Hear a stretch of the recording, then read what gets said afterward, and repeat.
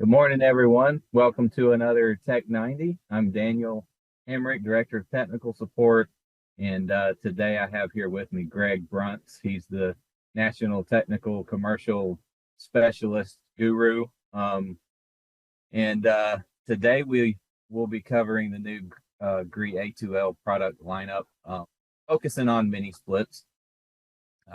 First, we'll cover well, we're gonna go through our entire product lineup, and sorry about the delay. Greg, say good morning. Morning, everyone. Sorry, I'm dealing with remote location that wasn't panning out very well. But now I think we got her. We got you now, so glad you're here. So we'll what we do on our Tech 90s is we run a video, a portion of video, and then we take live questions, and we try our best to answer them to the best of our ability. Then we'll run another piece of video and then follow up with another live Q&A session. So we encourage you to get in on the conversation. Make sure to click the question button on the right-hand side of your screen there and ask any questions that you have. So anything you got to add, Greg? Yeah, just like we always say in all the broadcasts we do, listen, guys, this is for you. So we encourage the involvement. We encourage the questions so that we can answer what it is you need to know. That's really what it's about. We try to put together video content that we think you need to know, but obviously we don't remember everything. So if you have questions, please ask, hit that ask a question button and get the question in there. We will do our best to try to answer all the questions. Most certainly. So, well, with that, let's, as everyone knows, A2L is the topic. Let's talk about R-32 equipment, and we'll go ahead and run that video. Welcome back, everybody. We're going to be talking about the GREE A2L R-32 lineup. We've got fortunately, our product team was able to get us the actual product, so we get to show you the new product and talk about the changes and the differences. This is the Envo. You may have seen it. We've had it at a couple of AHR shows. But we've never actually physically gotten one and gotten to take it apart and look at it and see what's going on.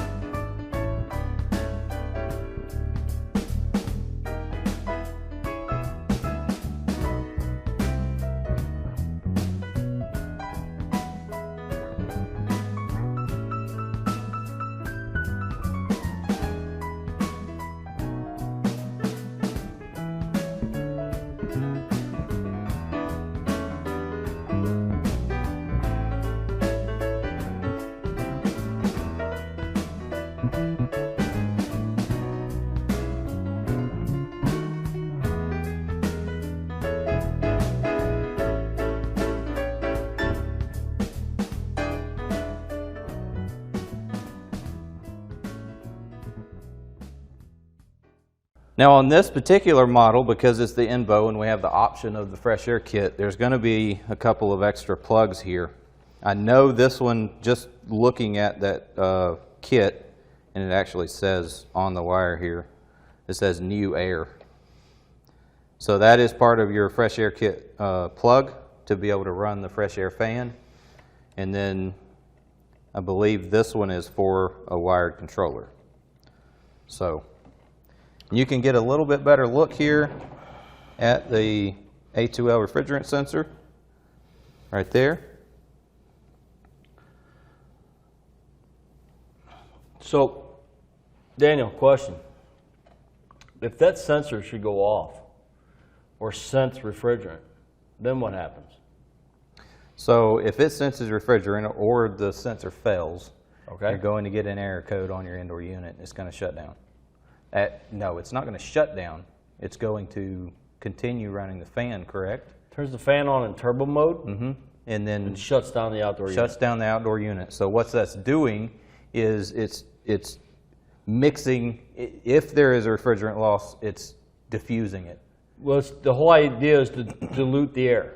To move the air so that your R-32 is not concentrated anywhere. Exactly. That way it's safer.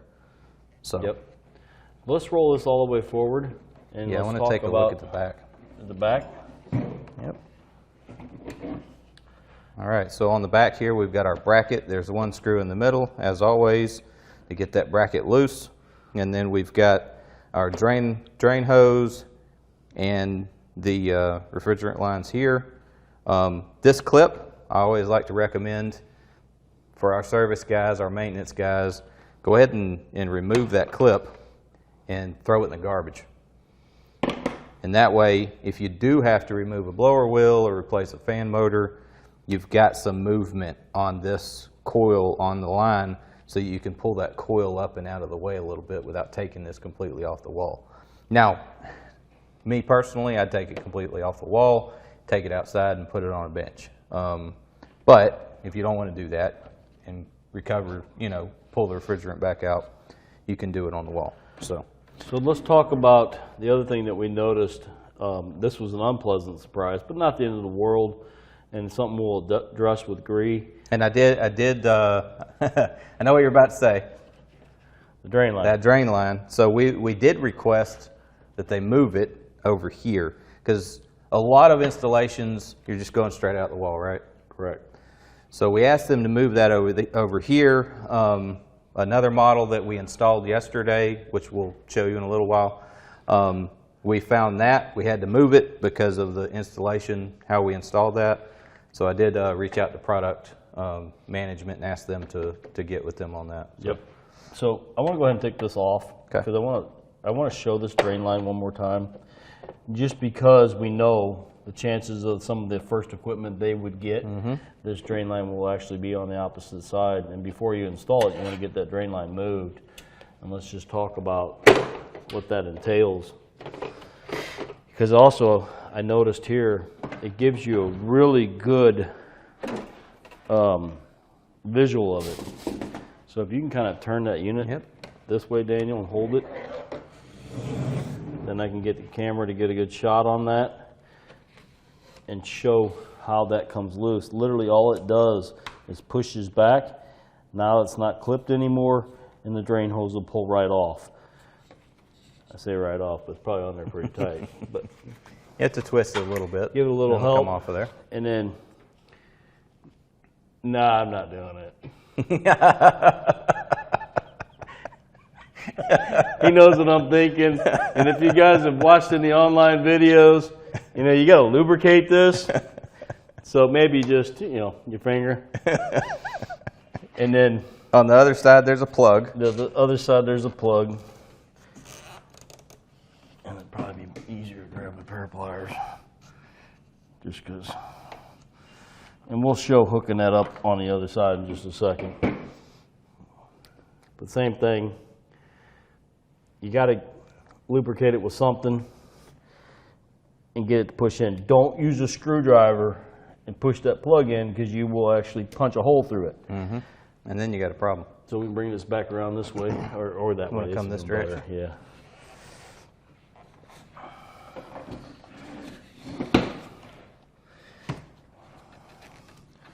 And then that drain line should just push back down on there. And if you take a regular screwdriver, you can just push that clip around there to hook on there. I think I got that right. Or did I do it backwards? Nope, I didn't get it down far enough. There we go. Now it's locked in, Now it's and on. you can't pull it off. So There you go. It's not hard to change.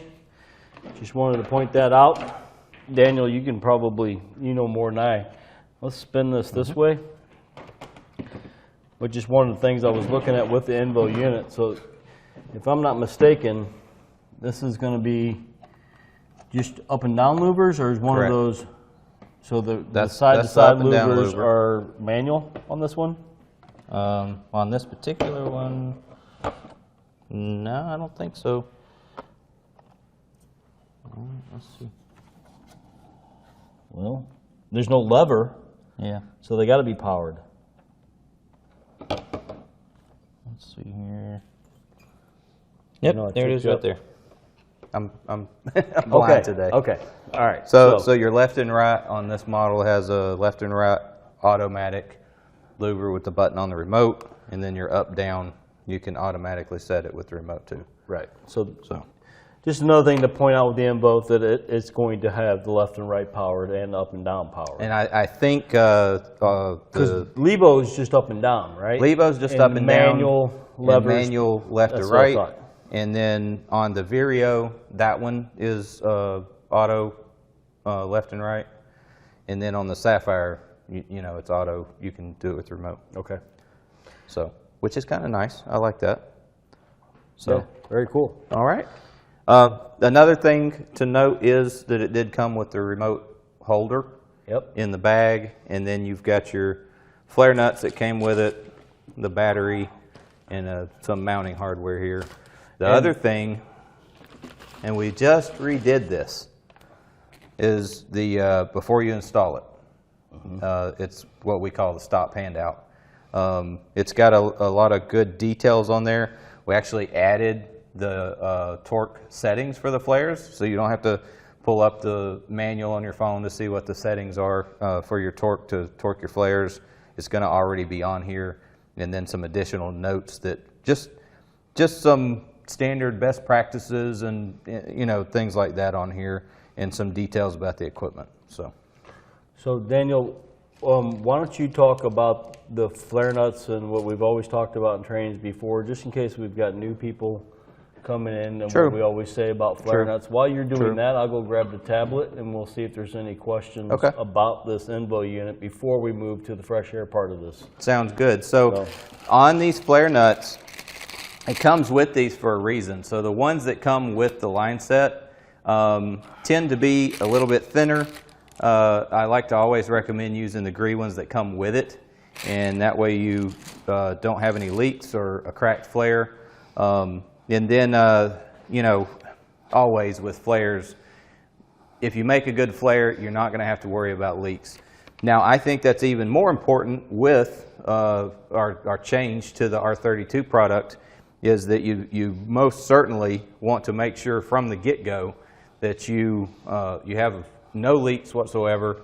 You want to make sure that you pressurize it with nitrogen up to around 350, 400 PSI, and then soap the fittings to make sure you don't have any leaks. And we'll actually show you a little clip of us doing that on our install over here, just to make sure that we were good. So do we have any questions? The last thing you want to do is install a new R-32 unit and have this sensor go off. And then have the homeowner calling you because it's... Hey, I've got an error code, it's not working. And the blower came on real hard and the outdoor unit won't run, and it's just not a warm, fuzzy feeling. No, not at all.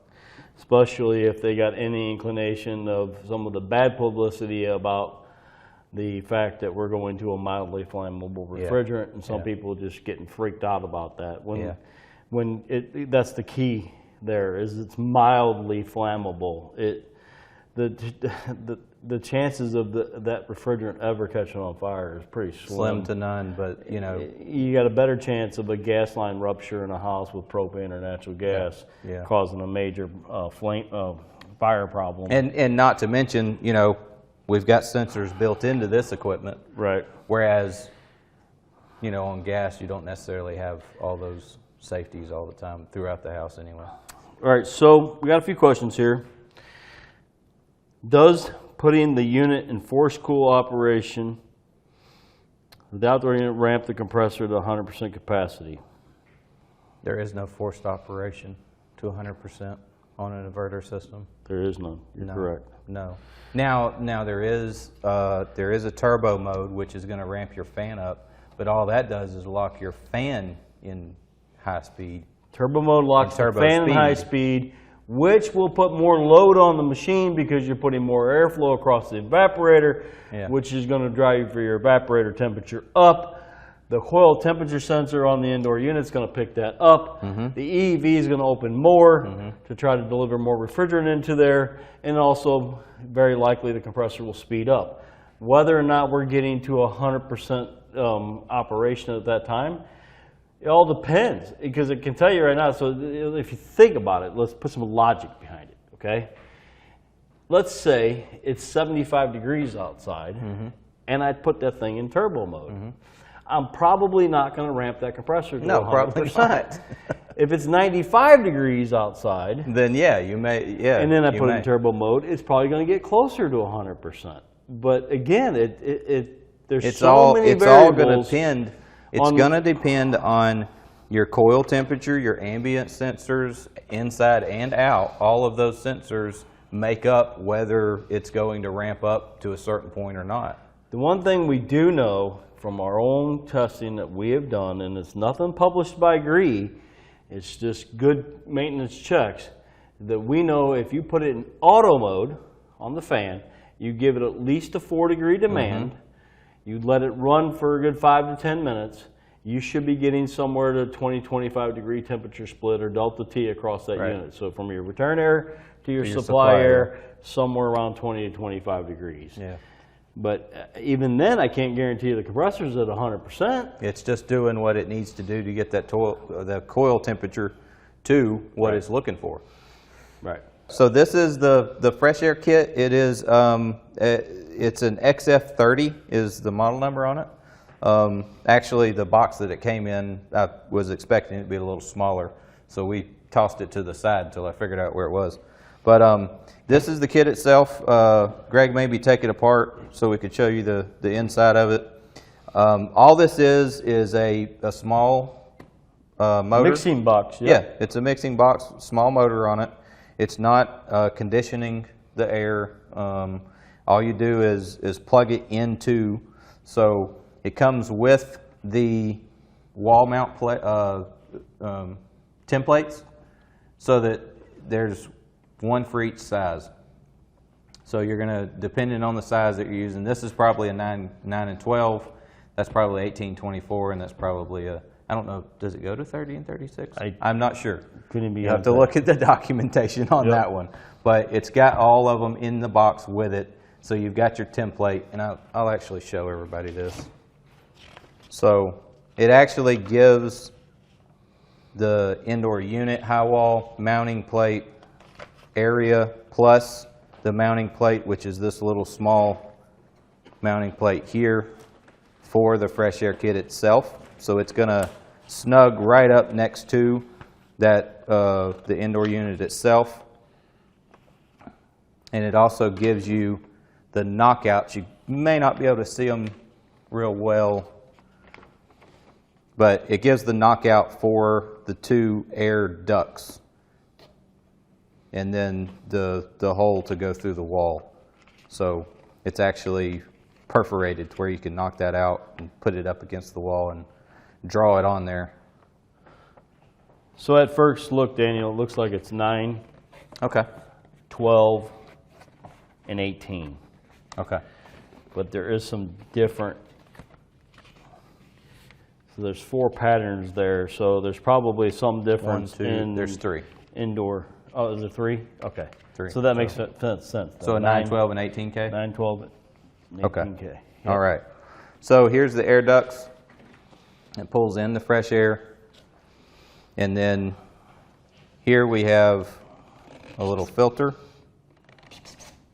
Which is easily accessible. So when you look at this, we can stand that back up. I'll take the filter.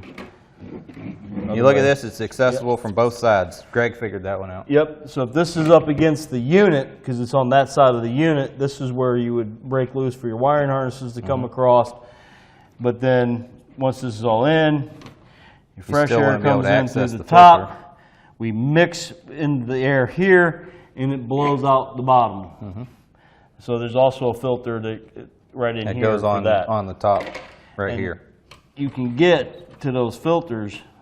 So you can get to that filter from the top. And then this filter from either side.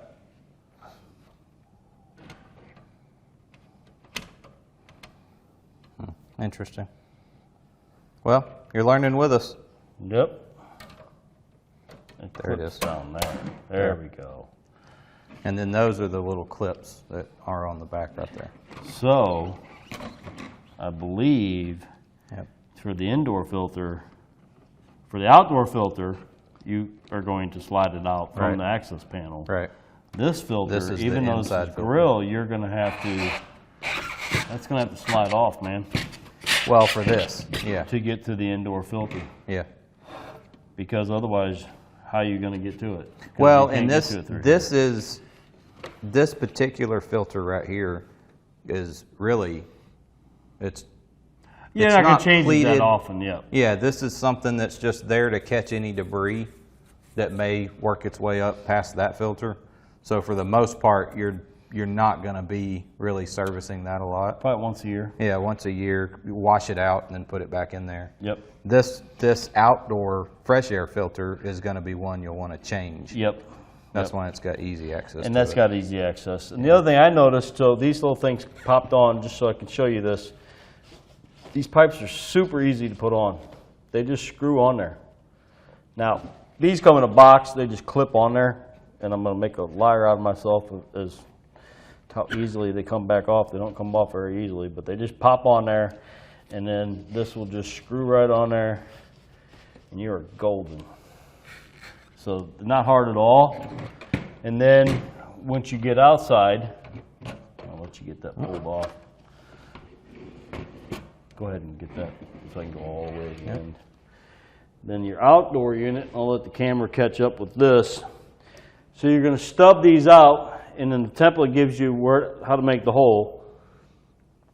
Let the camera get around to us here. And then you're going to cut these to length. Can you see Yes. this in the camera? Okay, so basically you just cut those to length. This will slide right on there. And then you would just screw this to the house or the building. So it's not a hard install at all. Your cables are more than long enough to come in through your little knockout through the side of the machine, the little knockout that's going to be in that plastic box right there, and they'll come and plug right up to those. So. Yep. We just took it all apart already to make it a little faster to show you guys what all was going on with the... There is a sensor inside this cover. So if you're trying to take this apart, this plugs into this little panel in the back here. So as you're taking that apart, you have to pull it away from the wall, and then you'll have to unplug that and then take this outer cover off. Yep. So, all right. And that's pretty much it. I'm pretty sure that this here is going to go between... So we did the mad dash to find some R-32 yesterday. And we had to call several people to find it too, because a lot of warehouses don't have it in stock yet. But in our defense, we did try to get some before we came We down did, here. and weren't able to. And weren't able to. So fortunately, I think the third person I called was like, "Yeah, we got it in stock," and so we went over there. Fortunately, in Atlanta here, we were able to secure a 20-pound drum to get the 17 ounces that we needed. Yeah, and it's working great. So this is the installed unit. You'll notice that we've got the new model remote here, which has got a few different buttons and features that the previous models did not. I'll go ahead and turn this thing on. That way it can be powering up. And cooling me off. And cooling Greg off over here. He's always heated. So, the one of the good things about this remote control, and hopefully we can get a good shot of this, and I'll try to keep it in the same spot for Nick, our camera guy. On the back, it has several different notes about some of the functions. Now, our first concern that we had was when we looked at the buttons, there was no, not timer, but temp button. So there, on the back of the remote, it gives you the two buttons you push to see the indoor temperature with the remote that the indoor unit's sensing. Or if you have I-Feel activated, you'll get the temperature that the remote is sensing wherever the remote's located. So on the back here, we have press mode and the up-down louver. buttons for 5 seconds to turn on auto clean function, so it still has that function. All right, welcome back. So we've got a few questions in here, Greg, and are you still heated? No, that wall mount did a pretty good job cooling me off. Good. Because So I'll tell you, Daniel was working me like a slave down there putting that unit in. oh, come on, man. It's just like last week when we were putting in the Flex R-32 unit. He's sat in the chair the whole time. Yeah, I'm more comfortable in the chair watching y'all. You and Young were doing such a great job. I didn't want to interrupt anything. Yeah, you just want to keep that supervisor title going strong. Director, I'm sorry. Director. He was directing the install. Yeah, I was sitting in my director's chair. So, yeah, let's see what we got for a few questions here, Greg. One question from Shreyas, he said, is there a reason they put the condensate hose on the wrong side? Is there an advantage to doing two separate wall penetrations? I'll let you speak to that, Greg. What do you think? It was just a miscommunication with us and GREE in that, in our previous models, we had asked them to move that drain and put it on that right-hand side because so many people, Right. they were installing them, want everything to come out that right-hand side because they're doing a one-hole penetration on an exterior wall. So I believe it was because it was requested by contractors to have it that way so that it speeds up their install. They don't have to move the drain line. So, Right.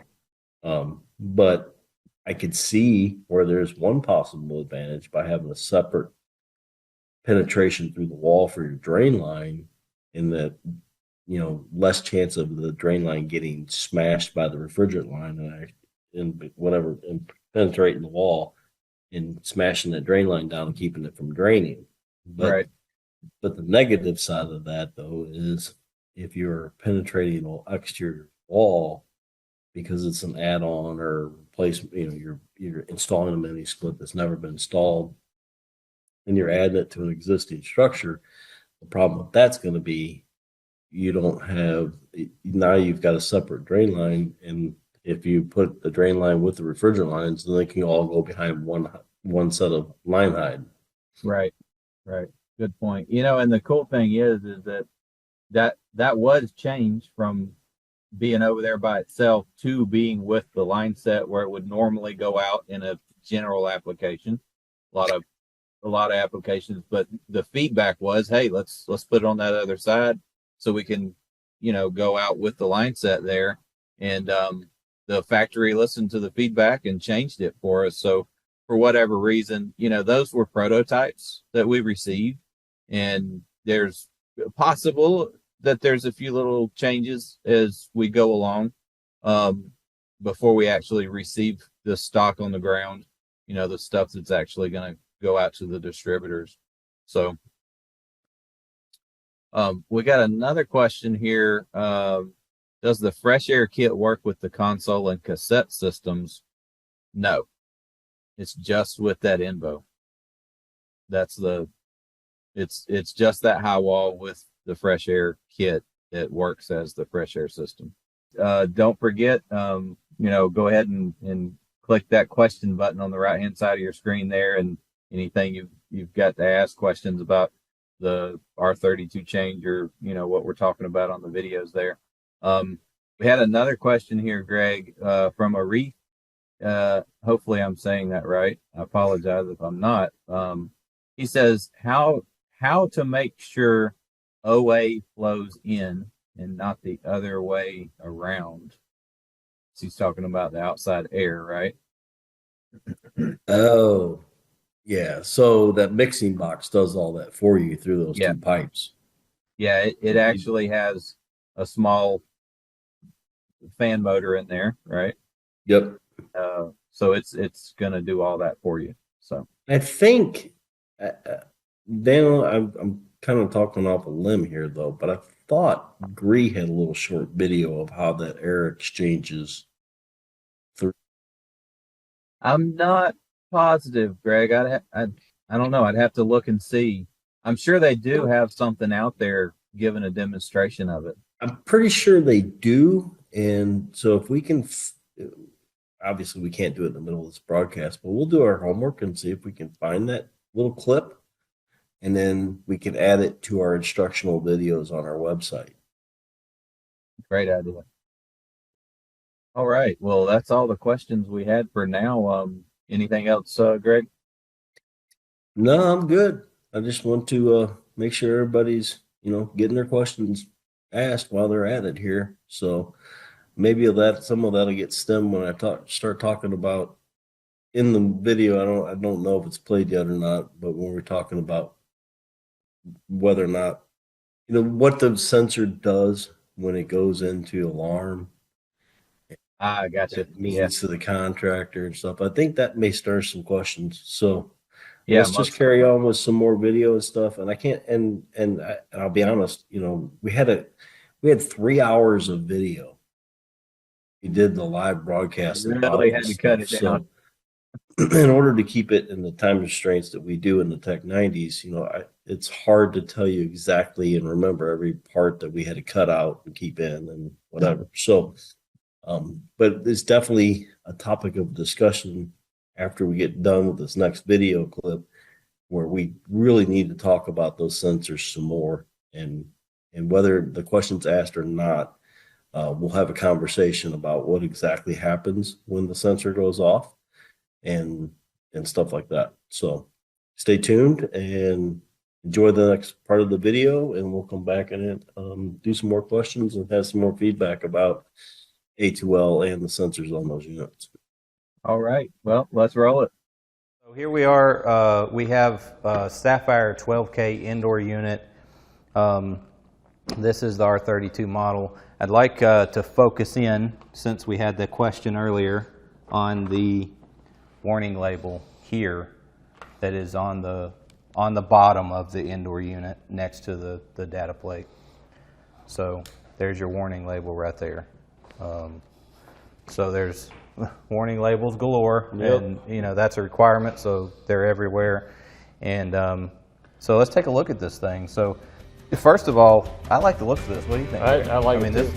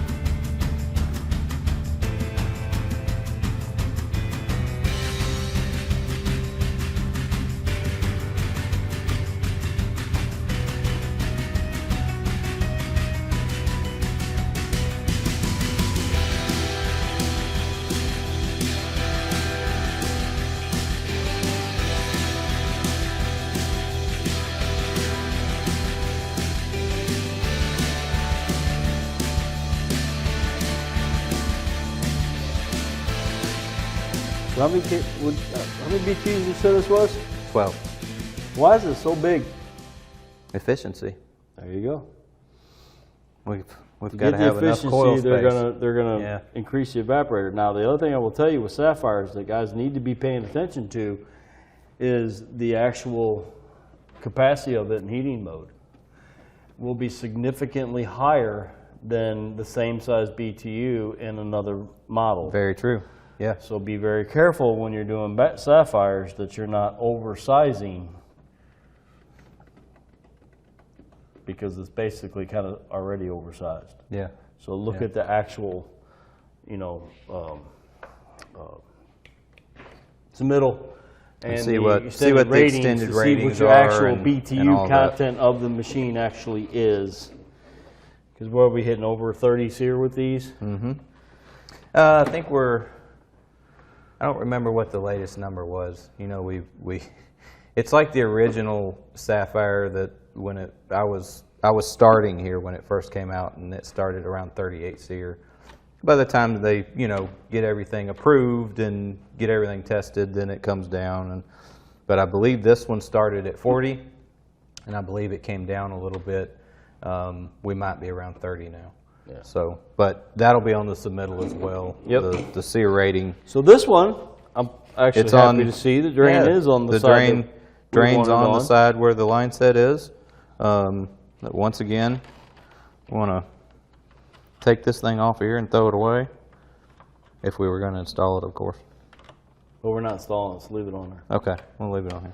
Let's move on to the next one. All right. Because we already got this, let's lay this on its back just so we don't damage the coil. Because this unit is going to get installed. So Yes, even it though will. we ripped it all apart, Now we have to put it back together. in a but- future video, this will be installed out in our warehouse lab. Yep. So A couple of things that I've noticed, Greg, on this particular one, I don't know if you're familiar with the Sapphire or not. The previous Sapphire 12K was, I don't know, around this long. So this is shorter. It might be a little bit fatter. thicker. Yeah, a little bit thicker from the wall. The depth of it is a little bit more, I believe. But surprisingly, and this is something that I'm seeing across the board on the equipment that we're looking at, is that even though we're meeting a lot higher SEER 2 than expected, honestly, what I expected, we're not having coils that are, 4 foot by, right. yeah, And But we so- are dealing with smaller tonnages, so Yeah. we don't have them all, but Yeah, but still, compared to the direction we were going as we were increasing efficiencies Right. over the years, it seemed like by the time we got to here and had something that was almost 40 SEER, it'd be the size of the side of the house, size of the Swiss Army Take tank. up a whole wall. So I think that's pretty cool. All right, So- we're moving on. All right, over here we have, what was this? This is the Vireo 32. It should tell you on the side. I don't want to look at it. You need my glasses? Yeah, please. All right, so on this one, we've got the warning label and all that. It's on your end, Greg, so. Oh, well then I better put my glasses. Yeah. I can't see anything anymore. It is a 12K. 12K Vireo? Yep. All right, so 12K Vireo. One thing we hadn't really talked about, I know we've talked about it before, but on the model numbers, let's say you get out of the job site, you're not sure if it's a 410 or 32 unit, look at the model number.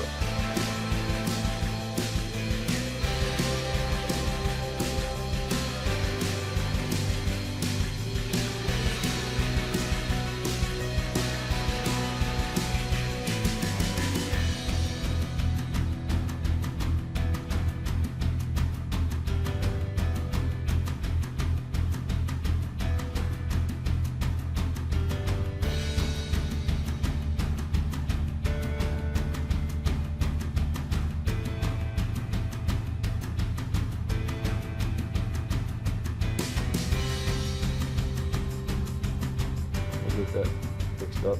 That's the cool thing about dealing with the factory is they appreciate our suggestions, they take them and they change They things. do. I It's tell really, you, they've done a lot with MultiPro too. Yeah, And all they the have. changes we've asked They for have. as far as controls go and being able to develop the dual fuel Yeah. coil. Yeah.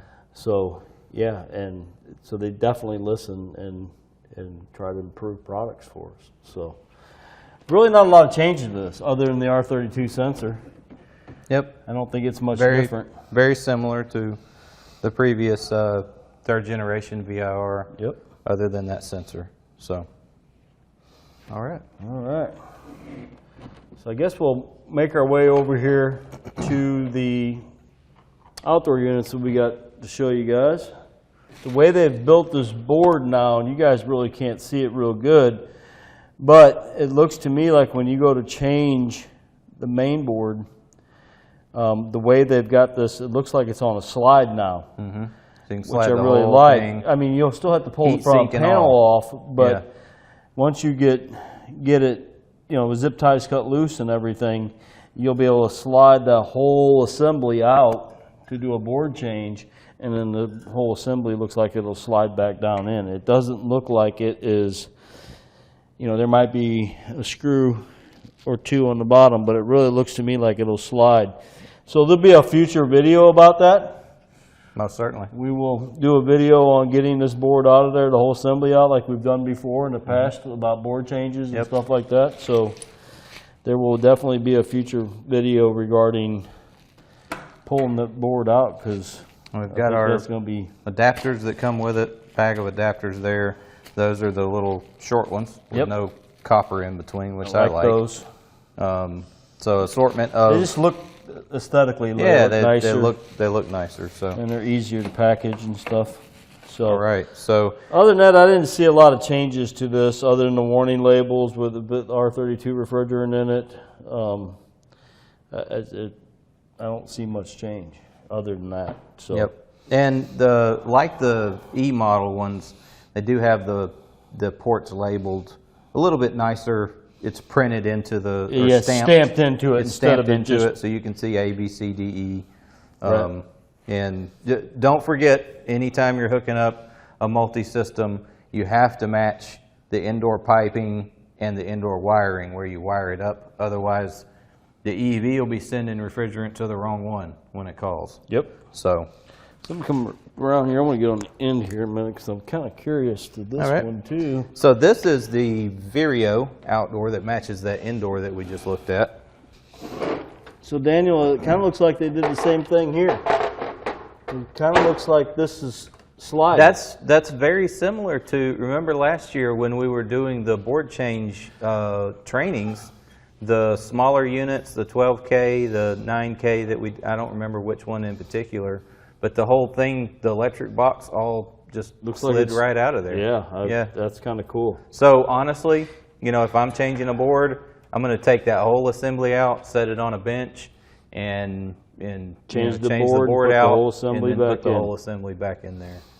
So I can't tell you how many times. This, and you'll see it on that one too. And I can turn this one around. The camera probably get a good shot on it. They're also putting some red markers on there. I think that's just another red flag. Hey, this is R-32. It's I don't know. 410A. I've never seen that before. No, I haven't either. Equipment. That unit that we installed yesterday had it, or day before yesterday. And both of these do as well. Both these do as well. So maybe they're putting a red mark on there for that purpose. I think they probably are. Just another little red to say, hey, this is not 410A. Yeah. So, but other than that, not a lot of change. Also, to it. On this, so so we've got our warning labels on the side here. We've got our QR code as usual. We also, on this right here, Greg created a warning for cold weather installations to warm the compressor up. So that's going to be on there as well. Can I see that a minute? Let me make sure it's what I jived with. So, yeah, it is. So it's 50 degrees and above, 1 hour, 32 to 50, 2 hours, 14 to 32, 4 hours, 14 and below, 8 hours. So the point being to that is when you take a unit and you're going to go by the lowest ambient temperature in the last 24 hours, not what it turned out to be when you got there. And there's a note down at the bottom saying that. But when you've got a new unit you're installing, The refrigerant is all in this condenser, the majority of the whole charge. So the chances of having liquid refrigerant in that compressor is huge. So if you're installing these in cold climates like that, it is always best, and this is where you can tell you can do all your piping and stuff like that, but get your pigtail hooked up, put line voltage to it, put a little note on it so you know that you remind yourself that you've got power on it. There's power on there. And just let it be powered while you're running your piping and stuff like that so that we get that crankcase heater going, we get it warmed up. It doesn't have to be hooked to the indoor units yet. Yeah. Just get that thing warming up so that we can ensure there's no liquid in that compressor. The other thing I can tell you is if the homeowner's having a problem with the unit, I've even had guys call in and talk about this and go, well, I told the homeowner to leave the breaker off. Don't do that. It'll go out on air code. Let it be out on the air code. Leave it on.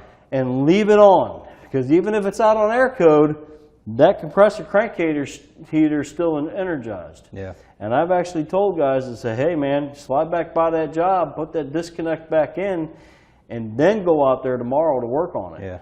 Because, if that thing is not a charge problem and it's sitting there full of refrigerant, that refrigerant's going to migrate to the outdoor unit and it's all going to be sitting down in that compressor. Yeah. And when you go start it up, now we're going to be dealing with whatever the problem was originally and possibly a bad compressor. So, it just can't, and that's any heat pump. It doesn't even have to be inverter driven. Then you've got to liquid in the make compressor sure is the never liquid good. is not in the compressor. So you want to take a moment and check questions, Greg? Let's do questions. I would remove that sensor before you wash that coil. Set it to the side. Also, always make sure that you turn the power off to the unit before you start cleaning it. Let's have Nick bring that camera around here to the sensor so we can get the camera on it. Nick, if you want to come back to C, I'll give him a chance to get that camera around here. So He's good. I got the sensor here. I wanted to show you this. It's literally only 2 Phillips screws. The wiring harness is long enough. You can easily unscrew that, move it out of your way, and do whatever you need to do to clean that coil, and you're not going to damage that sensor. I would not leave that sensor in place while you're washing that coil. Excellent question, Jose. Thank you. Because you can tell the sensing part of it is more in the front. It's not up against the evaporator coil. Yep. All right. And Brady says, does the refrigerant detector cause a hard lockout which needs to be reset, or will it automatically reset over time? No. It's going to be a hard lockout. I don't remember, to be honest with you. I think because it is a safety switch. I know the answer to the question, but I just don't know right at the moment right now. Okay. I'd have to go look it All right. up. But All right. I have a feeling, I believe it will reset. Well, But if you remove power and reset it. I don't even think you No? got to remove power. I think it can reset because, in other words, I think while it's in alarm, it's going to have the indoor unit in turbo mode. It's going to have the outdoor unit off. But it's not, I believe it's going to reset to not keep running that blower in turbo mode when it's no longer in alarm. Okay. But not go back to normal function. It may, if it tries to come back on, and don't quote me on this, I'll have to go look it up. But if it comes back on, even if it comes back on, it's probably not going to alarm again because whatever refrigerant was in there that leaked out enough to set off that sensor, you don't, even if it does come back on, It's gone it ain't now. going to be on very long. It's going to be out on some other air code, Right. like an FO, Right. because it's low on charge or something like that. Or H5. I mean, if you're Compressor leaking the overload. refrigerant to where you actually set off that sensor, it's not, even if it does reset, it's not going to cool, it's not going to heat. Right. Because you got to think about this realistically. It's all about the quantity of refrigerant. So looking at this coil, if you've got a very, very, very, very small leak, chances are that sensor's never going to go off. You also got to remember the blower runs continuously in cooling mode. Right. So if you've got a little bitty leak, we're already dissipating that. Yeah. And I'm talking, where you shoot bubbles on it and you can barely stand there, watch, okay, I got a bubble. Yeah. Okay, I got a bubble. Yeah. Okay, I got a bubble. You know, that's not going to set the detector. I don't think it's going to set the detector off. Probably not. Now, if you get a leak enough to where the saturation level gets too high, that's what it's looking for to say, whoa, the saturation of refrigerant around the sensor is enough to put it in an alarm. You're going to have a leak enough Or you can find it. You're going to be able to find it. Yeah. And it set off the sensor. Right. And then you're not going to have enough refrigerant for the machine to work properly. There's a good possibility. So I don't want you guys to think, hey, this machine's not working. It's almost completely out of gas. Well, the leak can't be in my indoor unit because I got a sensor in there. Yeah, that's a That's good point. not true. That's a good that point. leak could still very well be in that indoor unit. Yeah. It's just such a small leak the detector didn't pick it And up. the sensors, there is no sensor on the outdoor unit. So if you had an outdoor leak, then Right. it's not going to set a sensor off and But you lock can't it just out. eliminate the indoor unit because you got a sensor in there Right. and the sensor didn't go off. Right. So, I mean, think about it in the way that you guys have always done leak detection with like electronic leak detectors and stuff like that. There's many times that leak's so small, and until you get right on top of it, your detector ain't going off. Yeah. That A2L sensor is going to be the same way. Right. Unless it's getting enough quantity of refrigerant to that sensor, it's not going to go off. It's not there to tell the homeowner every time the machine has a leak in it. It's there that if the concentration level becomes too high, where it could be a potential hazard, then we're going to shut off the outdoor unit, turn the blower all the way on to dissipate and not really dissipate, but get the concentration level out across the entire room. Right. Right.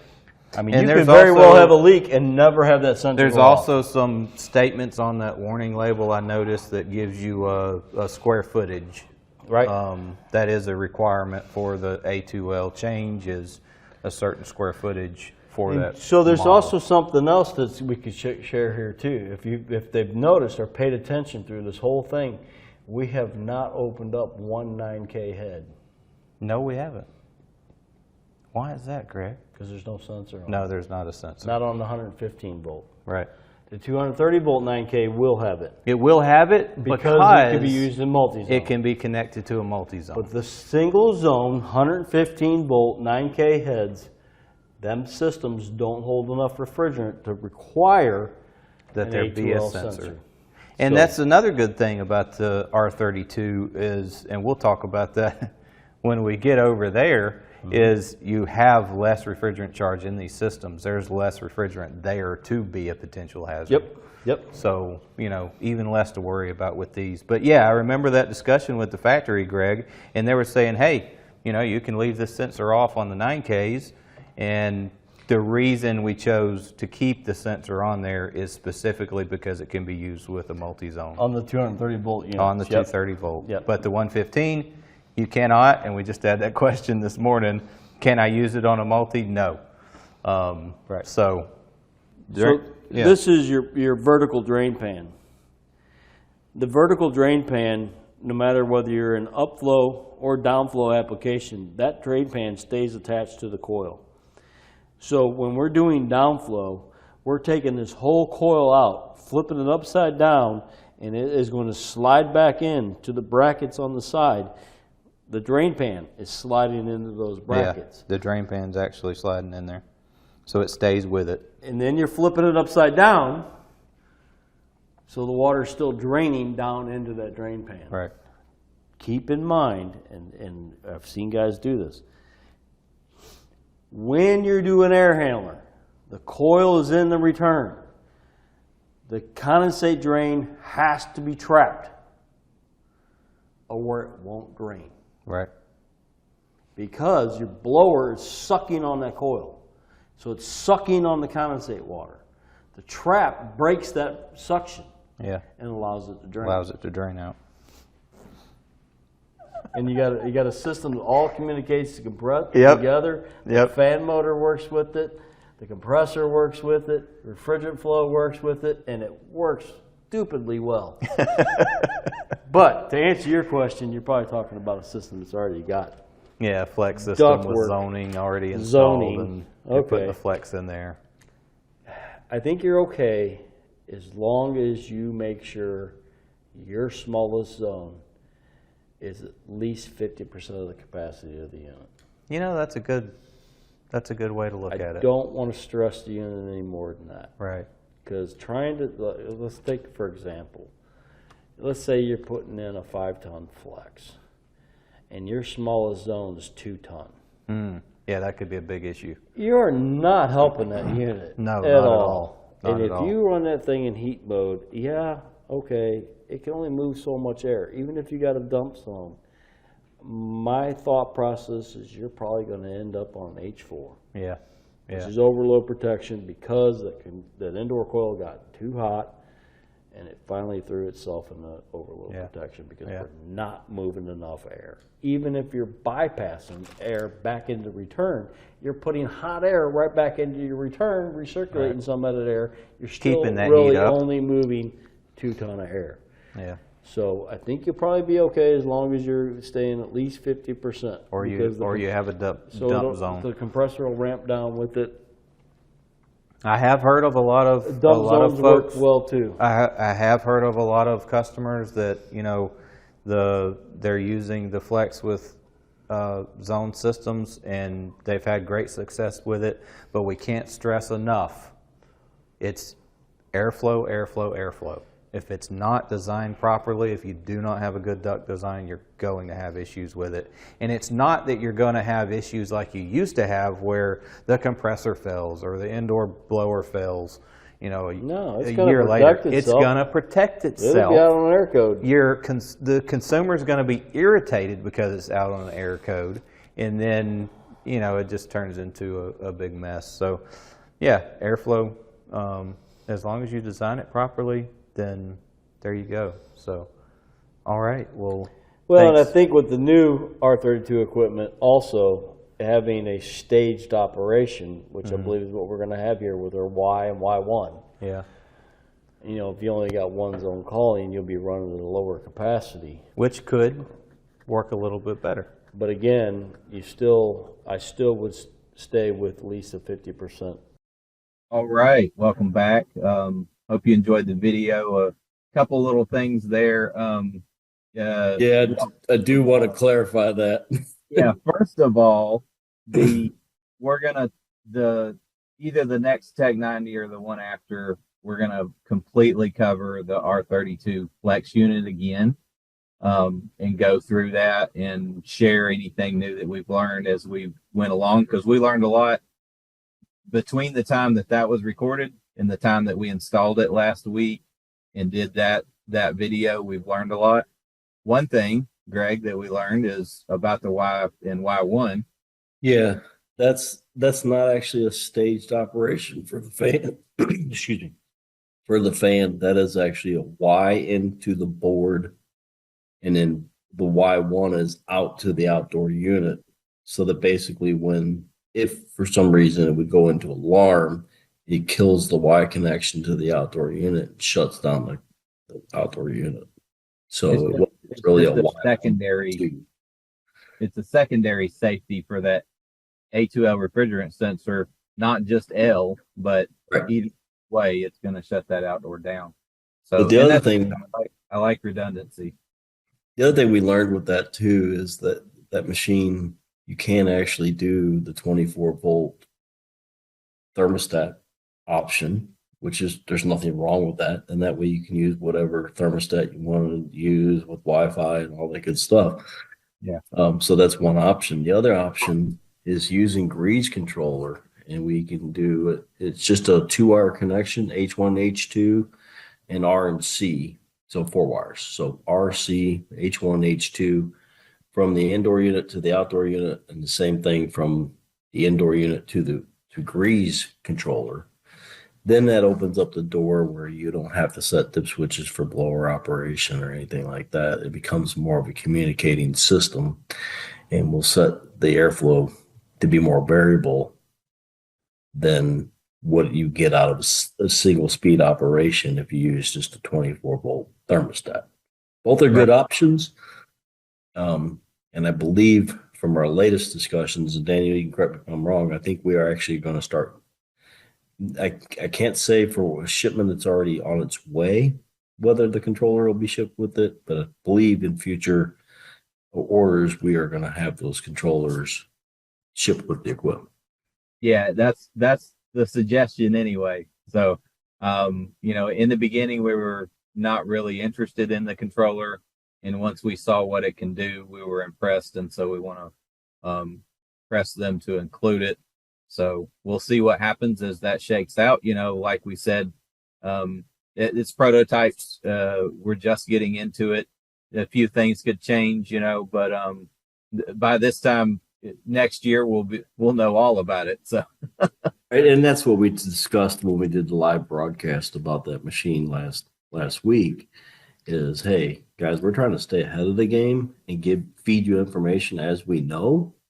But as we said in that broadcast, I don't remember if we said it in this broadcast, but we have no anticipation of selling these machines until probably at least the end of first quarter next year, maybe even into the second quarter, because we want to deplete the 410 option, because we brought in a bunch of that equipment so we wouldn't be stuck not having equipment for you guys. That was the biggest issue. So in order to do that, we had to make a place an order for a certain amount of 410A equipment, because otherwise, if we would have ordered only R-32 equipment, we would not have had enough inventory. right, and also, you know, the sell through helps us a lot on that. So, you know, as long as it's on the ground, landed in the U.S. As 410 by the end of December, then we're good. We do have a question in here, Greg. Is there a 115-volt central air handler unit for the Flex in the works? I'm not aware of any at this time. As far as I know, there's not one in the works, and we have no intention of doing it. Right. So keep in mind, you know, typically, even if you got a 120-volt power supply, let's say you had a gas furnace there, okay? And you're going to take out that gas furnace and you're going to put in an air handler. With the ultra-heat version of these machines and the heat output you get off them, you don't necessarily have to have backup heat, and you can't do that with a 120-volt option anyway, okay?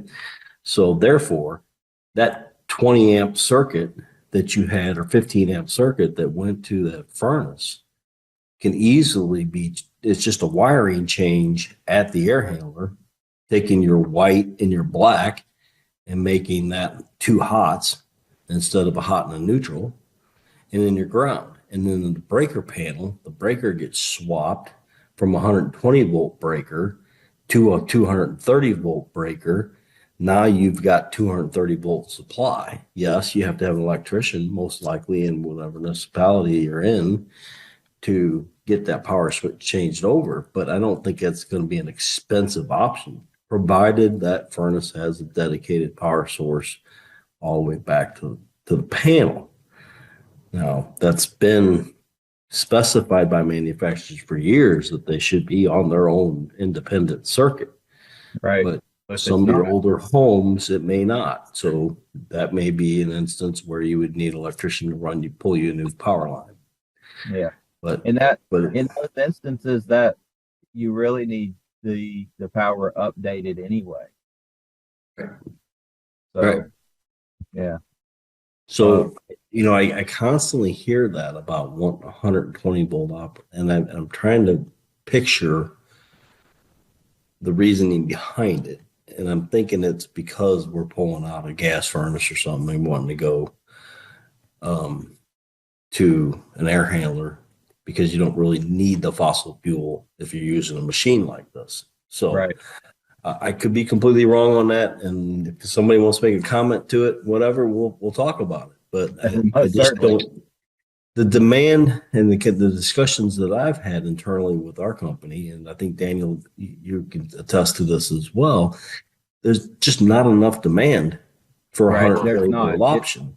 It comes up, but you know, we only hear about it once in a while. So if there's not the demand there, then, you know, if we sell 50 of them, it's not really worth the investment for the factory to make 50. But you know, it's interesting. It coming from the contractor's side, and you know, having been out in the field and done electrical and all the, it's interesting coming to this side of things and seeing how different municipalities require like an electrician. So I could see where it's like, hey, I can get away without calling the electrician, maybe if I can just, yes. But I guess there's another way to look at this too. If you really want the 120 volt option, I think if you agreed to buy containers, we could they'd probably be happy to, right? we could probably get you fixed up. Very true. Very true. And I'm not even in sales, but money talks. You know, just send a PO to your salesperson. that's right. Just So make sure you include my name there. That was my idea, so that they can give me a little kickback or something. I wish it worked that way. Any more questions in there, Daniel? We did have a question here. It says, is there an easy way to tell if the equipment is on a dedicated circuit? When in the field, sometimes labeling at the panel is bad. It's usually pretty evident when you're next to the unit. Yeah. Well, they have, electricians carry them, right? They have ways to identify the circuits. You know what I mean? They can. Right. I don't even know how the tool works, but basically they hook up one thing at the panel and another thing at the other line, and it tells them what's on that circuit. I think there's a way to do it, but again, I'm not an electrician, so. But tools are growing every day, so I think that would be a good question for an electrician. I agree. Other than purposely blowing the breaker and seeing what else dies. So give it a minute. I still want to talk about the A2L sensors. All right, so the A2L sensor, and I believe I talked about it in the video, but I just want to make sure everybody understands that when that thing goes into alarm, say it's on a single zone mini split, it is going to turn that fan on turbo, and it's going to shut down the outdoor unit.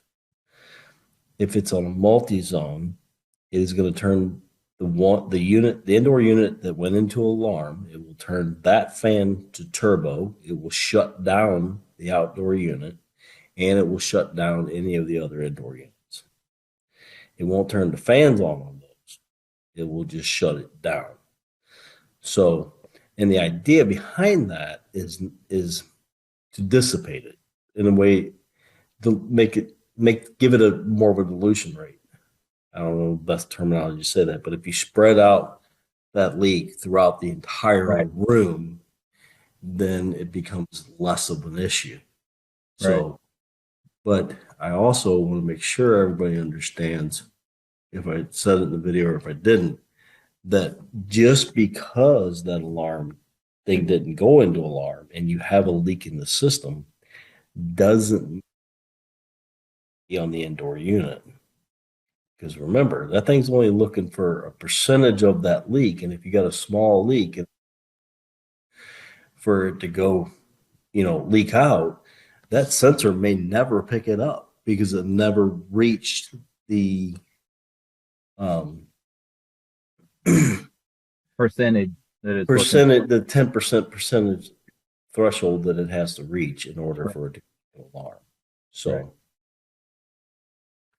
anyway, yeah, there's also a few little things about that sensor too, as far as, and we'll talk about this more on our next one when we talk about the R-32 Flex. But I believe that if you put that air handler in a horizontal or downflow, you're going to have to move that because the sensor's located in a position that's going to be low, right? Because the refrigerant, if it's leaking out, it's going to sink towards the lower end. So it has to be rerouted. So because refrigerant is heavier than air. So it falls. Right. So that makes sense. So if you lay it down on the left-hand side, you need to make sure the sensor's located to where the refrigerant leak falls into that, where that thing is leaking. And we'll have more information on that as we go along. So So um, the other prob- thing that was also brought up is that what if you need to wash the coil, whether you're doing it with a pump sprayer or yeah, yeah, power wash or whatever, however you're doing that, then you definitely need to remove that sensor. That thing is not going to be waterproof. right. It's not It's an made for that. electronic.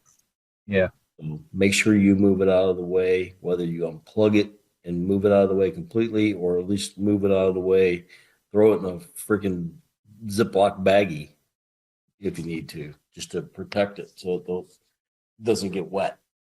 right, I can right. assure you, if you soak that thing with water, it's going to be bad. Yeah, and it does it if the sensor fails, it does have an error code for the sensor failing, and then it'll lock the system out until that's repaired or replaced. Well, replaced. There wouldn't be another option. So But Daniel, I think the other thing we need to discuss here, and we're talking about A2L refrigerants, talking about R-32, the fear factor. And I've already seen some of the advertisements about the fear factor of it. And the chances of a leak in any one of these systems ever really creating a real fire hazard is very minimal, extremely minimal.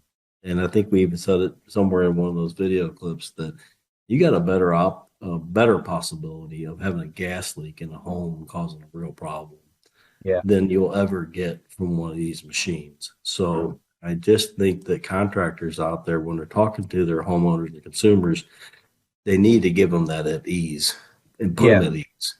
yeah. So The all of the safeties that are there. You know, we talked about this in our broadcast last week. Safety first. Make sure you're being safe. All the safeties that they have there are possibly overkill, but they're still there, and that gives even more peace of mind. right, Even though, it may not be necessary, it's a peace of mind and to make sure that they're safe. And we've had gas in houses for years, and we've all heard about natural gas and situations with that. This is nowhere near the flammability level. It's a lot safer. Yeah, we're running it at a little bit higher pressures and temperatures and things like that, but then we have a limited amount that's in that system as well. So and let's not forget the fact with R-32, they've been doing this overseas for years, better than 10 years. yeah, It's better a than proven refrigerant. It works. And I'll be honest with you, and I don't know for sure, but I don't think they have to have leak detection devices in their machines over there. And we haven't heard of any catastrophic problems right, with that equipment. right. So, like I said, Not the like, equipment's it's not very like safe. it's not like we're trying this out for the first time of anybody ever trying it out, which is Right. a good thing. But I So also want to address the fact about 410A equipment, and I've already seen advertisements that they're pushing people. Why do you want to buy the 410A equipment when it's being phased out? You should go with the latest equipment. Okay, I get what salespeople do; they do what they do, right? But they shouldn't be using a fear factor there. 410A is going to be around for a number of years to support the product. We're doing, I think, an exceptional job to make sure we have parts in stock and everything to support the equipment that's already out there, support any 410A equipment will be installed this year coming up. So there really should be no fear factor for any homeowner to install a 410A system throughout the year of 2025. And the other gain there is with the 410A equipment, and I think that's why it should sell without any issues, is the fact that there's no price increase. The price increase is going to come from R-32. It's the price right, increase is not going to be there for 410A equipment. So this gives people, the homeowners and businesses, a chance to replace systems with a very dependable 410A system and do it at a lesser cost than having to go with R-32 equipment when there is no 410A equipment available, or when the law goes into effect in 2026, where now we can no longer install them. Yeah. So You bring up a really good point there, Greg, because just thinking about some of the rumors that we've had in the industry that have, some of them get put in the back pocket and kept for years, like, hey, we don't have to worry about oversizing an inverter. That came from a place of sales, trying to, get it out there and get it going, but it's not a fact. It's not true. They do bad have, information. yeah, it's bad information. So, we have to be careful about how we're going about, yeah, we want to sell things. And I'm not sales, but I know that my job depends on continuing to sell products, right? But we have to be careful about how we're putting things out there. And I'm really glad you brought up the fear factor thing. There's nothing to be afraid of with or keeping the 410A and having one installed in January or July of next year. Well, and the other thing is too, there shouldn't be any fear factor on the contractors at all switching over to the R-32 equipment and installing that. Right. Their installation practices are not going to change much. I do feel like, they should be using best practices and getting really good at doing flares and using flare gauges to ensure they don't have leaks when they install these systems, using the torque wrenches. These tools are not new, but it does become a little more important with R32. You don't want to leak there. You don't want to set off that sensor. You don't want the homeowner calling you because this thing is going into an alarm because you didn't do the flare properly. Yeah. But that's just best practices. We should have been doing that anyway. But now's the time to, if you don't know how to do it, we got plenty of video out there about doing proper flares, using a flare gauge, using a torque wrench, and flares work. Flares have been around for a long time. Yeah. As long as you do the flares properly, they will work. They will not leak if you do them properly. Being on the commercial technical support side of things, I've got units out there with 100+ indoor units, cassettes and stuff like that are all flare connections. If flares were a problem, them machines would be a nightmare, and it's just not happening. As long as you're doing the flares properly, then there's no issue. The other thing the contractors need to keep in mind in installing the new R32 equipment is the fact that you're going to have reverse threads on the refrigerant tank. So don't forget about that. So you do need to either get the adapter or the refrigerant hose that has the reverse threads. Now it'll have standard thread where it hooks up to your gauge. Your gauge hoses aren't changing at all. Out on the outdoor service valves, that doesn't change at all. The current adapters that we use for 5/16 to 1/4 inch for mini splits is not changing. None of that is changing. The only thing that's changing is recovery tanks and refrigerant tanks will have reverse threads. The other thing you got to think about is anything that you're pulling that refrigerant through. So if you're recovering that refrigerant out of a machine that has R32 refrigerant in it, your recovery machine has to be rated for that. Pulling a vacuum now is no different than the vacuum you did before. You shouldn't be pulling a vacuum when you have refrigerant. So a vacuum pump doesn't need to be A2L certified, even though they're saying their vacuum pumps are A2L certified. Well, okay. So is the one that I've had in my garage for 20 years. So, I mean, you don't need that special tool. I think in the gauges, you don't need a special set of gauges. Pressure is pressure. The only thing that's going to be different is the fact that you don't have an R32 temperature scale on that gauge. Right. Doesn't matter. A gauge is a gauge. It's just pressure.